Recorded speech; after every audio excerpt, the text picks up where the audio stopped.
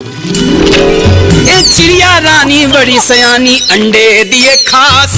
एक अजनबी अंडा लेकिन लुढ़क के आया पास। उसमें से निकला कछुआ।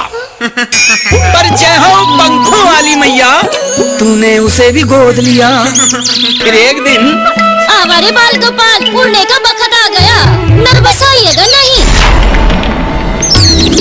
चलो तुम मुसाफिर उड़ गई रे उड़ने वाली चिड़िया।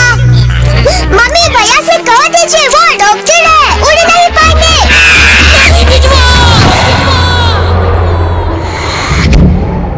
अरे कछुआ भैया भी दौलत है। बिग बबूल, यह बड़े काम की चीज।